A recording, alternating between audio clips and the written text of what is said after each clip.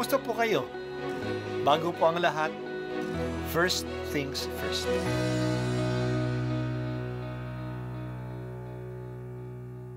Good morning po. Sinisimulan po natin ngayon ang first things first. At dito po, tinatalakay natin sa unang bahagi ng umaga natin ay ang first readings na binabasa po sa banal na misa. Ito pong tinatalakay natin kasi madalas po marami na tayong alam tungkol sa gospel readings. Pero konti po ang nagsasalita sa first readings. Pero ang first readings, bahagi din po yan ng Biblia, ng banal na kasulatan. Kaya susubaybayan po natin ang mga first readings, basahin po natin at kuminsan kailangan ng basahin ng 2 o 3 beses bago maintindihan kasi hindi po tayo familiar sa mga istorya at sa mga kaisipan na tinatalakay dito. Ang pagbasa mula sa aklat ni Propeta Amos. Noong mga araw na iyon, hinarap ni Amasias ang saserdote sa Betel, si Amos. Bulaan kang propeta, magbalik ka na sa Huda. Doon ka maghanap buhay sa pamamagitan ng iyong panghuhula. Huwag ka nang manghuhula rito sa Betel. Narito ang pambansang templo at dito sumasamba ang hari. Sumagot si Amos, hindi ako propeta. Hindi ko ito hanap buhay. Ako'y pastol at nag-aalaga rin ng mga punong igos. Ngunit inialis ako ng Panginoon sa gawaing iyon at inutusang magsalita para sa Kanya sa mga taga-Israel. Ang salita ng Diyos. Salamat sa Diyos.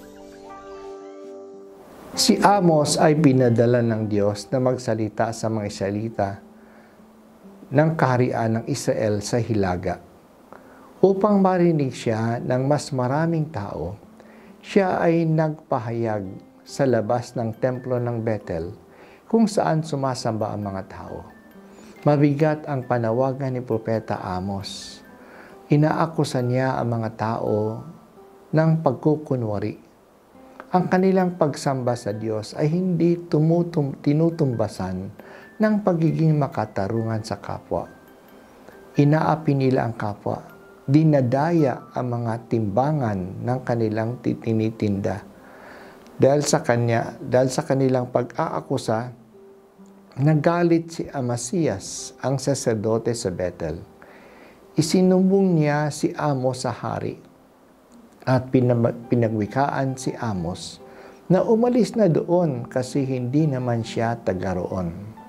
Siya ay taga-timog sa Tekoa ng kaharian ng Huda. Pero sinagot siya ni Amos na hindi siya naghahanap buhay bilang propeta. Ang hanap buhay niya ay bilang isang pastol at nangangalaga ng puno ng mga sikomoro.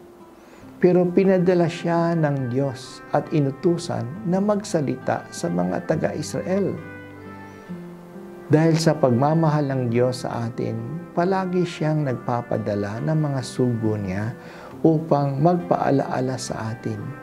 Ipinapaalaala sa atin ang dapat nating gawin at pinapaalaala din sa atin ang ating mga kamalian. Maging mapagpasalamat tayo sa Diyos sa mga paalaalang ito. Pero hindi ito nangyayari. Ang mga sugo ng Diyos ay pinatatahimik natin.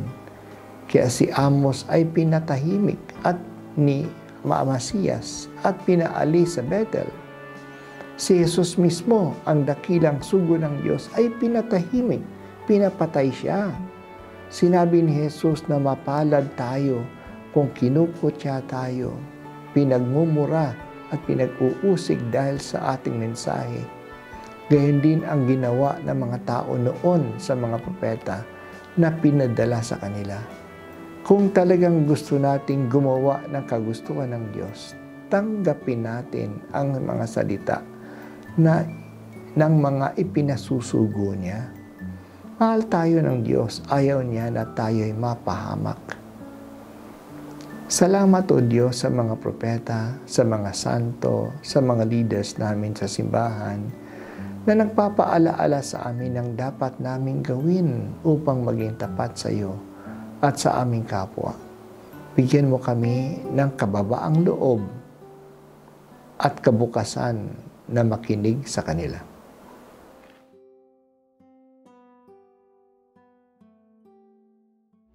At ako po ay si Bishop Broderick Pabilio dito sa First Things First.